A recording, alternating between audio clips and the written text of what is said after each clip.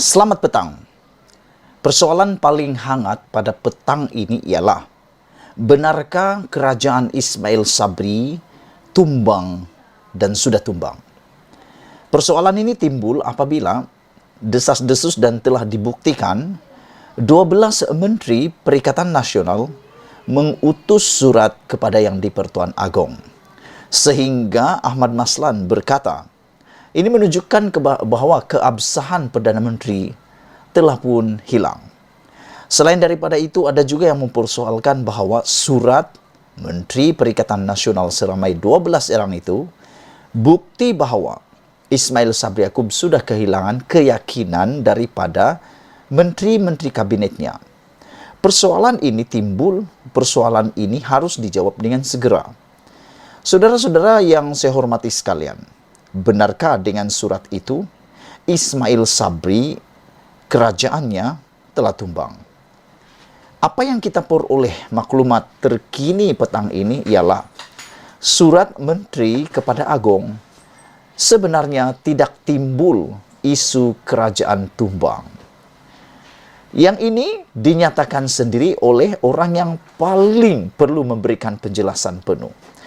Perdana Menteri Ismail Sabri Yaakob berkata hari ini tidak timbul isu keabsahan pentadbirannya walaupun 12 Menteri Kabinet membantah pilihan raya umum ke-15 diadakan tahun ini dalam surat mereka kepada Yang di-Pertuan Agong.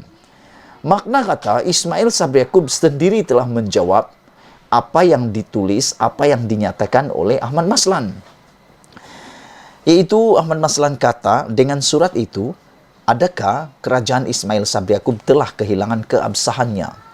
Hari ini bukan dijawab oleh Parti Perikatan Nasional maupun pembangkang, tetapi yang menjawabnya sendiri ialah Ismail Sabri Yaakob. Nampaknya kini Ahmad Maslan semakin dilawan oleh Ismail Sabri Yaakob. Aku bangga.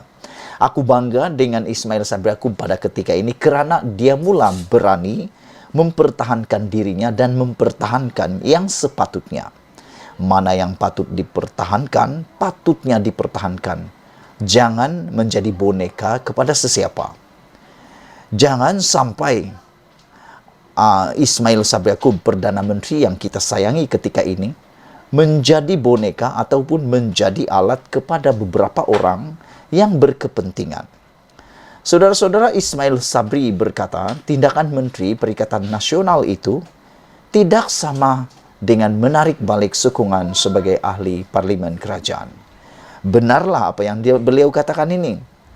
Yang diutus surat kepada Yang di-Pertuan Agong itu ialah bantahan untuk mengadakan PRU 15. Mudah difahami.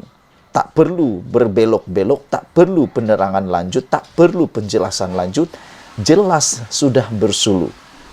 Tak perlu pun nak difikirkan, tak perlu ada sijil kedoktoran untuk memahami ini. Tapi aku tak tahu apa yang difahami oleh Ahmad Maslan.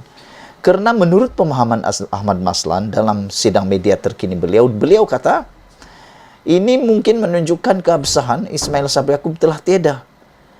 Tak tahulah dari mana sudut mana Ahmad Maslan melihatnya, tetapi Ismail Sabri Yaakob sendiri mengakui itu tiada kaitan. Dan aku pun setuju kerana surat itu surat bantahan PRU 15, bukannya surat menarik sokongan maupun memberitahu sudah tidak mempunyai keabsahan lagi.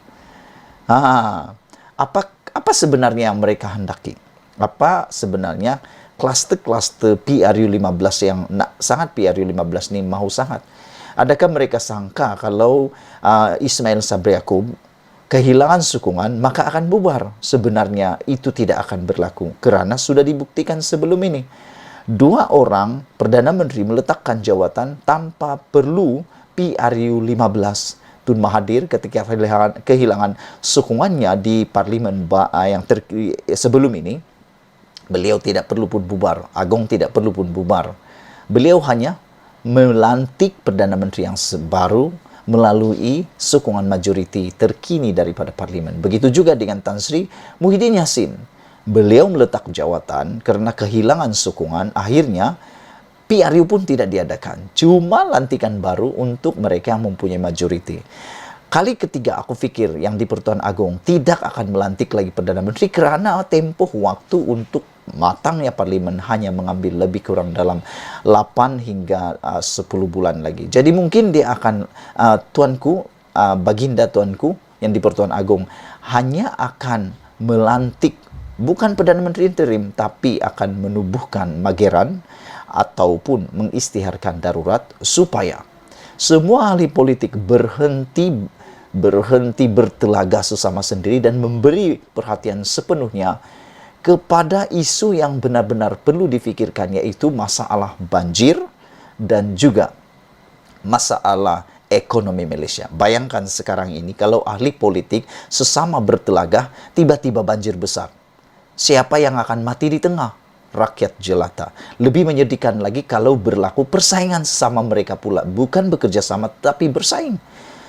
Sama-sama nak nama. Patutnya membantu rakyat, perlu berganding bahu. Mereka tidak boleh bersaing sesama sendiri untuk mendapat kredit pula. Begitu juga dengan masalah ekonomi. Masalah ekonomi Malaysia sekarang ini semakin hari semakin meruncing. Dengan penurunan nilai mata wang Malaysia yang semakin hari semakin merosot, ini perlu ditangani oleh semua pemimpin Malaysia. Bukannya gairah sangat nak pula PRU15. Apa fungsi PRU15? Bolehkah itu menyelamatkan nyawa saat bencana? Bolehkah itu menyelamatkan ekonomi Malaysia? Sama sekali tidak. Yang boleh menyelamatkan itu ialah perpaduan antara pemimpin-pemimpin Malaysia. Saudara-saudara, menurut Ismail Sabri Yaakob, Menteri Kabinet tak ada quorum. Kalau Menteri Kabinet tulis surat, dia tak kata letak jawatan. Kalau Menteri Kabinet tak letak jawatan sekalipun, Kabinet tetap berfungsi. Kerajaan masih berfungsi. Kita lantik Menteri baru, ganti yang mahu letak jawatan. Kalau Menteri letak jawatan sekalipun, kata Ismail Sabri Yaakob, Kabinet tetap berfungsi. Kerajaan masih berfungsi. Kita lantik Menteri baru, ganti Menteri letak jawatan, katanya. Selepas menghadiri sambutan Maulidi Rasul peringkat kebangsaan. Kerajaan pimpinan BN sekarang juga terdiri daripada 12 Menteri Perikatan Nasional daripada Bersatu dan PAS yang minggu lalu telah memohon Yang di-Pertuan Agong untuk tidak membenarkan pilihan raya pada tahun ini kerana risiko banjir. Kedua-dua gabungan itu bagaimanapun akan bertarung dalam saingan merebut kekuasaan pada PRU15. Susulan penyerahan surat mereka, pimpinan UMNO termasuk Ketua Pemuda Ashraf Haji Dusuki telah menyoal Ismail Sabri masih mendapat sokongan penuh menteri-menterinya. Mengulas lanjut, Ismail Sabri menegaskan terdapat ramai yang mengulas tanpa memahami peruntukan Perlembagaan Persekutuan mengenai perkara yang boleh menyebabkan Perdana Menteri kehilangan sokongan. Bila bercakap tentang ikut perlembagaan itu, yang orang jadi keliru. Sokongan itu adalah sokongan ahli Dewan Rakyat. Kalau mereka tarik diri dan kurang daripada 112 majoriti muda, maksudnya kerajaan tumbang seperti yang berlaku pada Tan Sri Muhyiddin Yassin. Sebab itu seluruh kabinet terpaksa meletakkan jawatan keseluruhan. Tapi, kalau sokongan pada ahli Dewan masih kekal, tak ada perubahan, tak ada isu mengatakan kerajaan tumbang, katanya. Saudara-saudara, Menteri Hal Ehwal Agama Idris Ahmad ketika ditemui juga berkata, partinya PAS tidak pernah membangkitkan isu menarik sokongan terhadap kerajaan. Beliau berkata, sokong.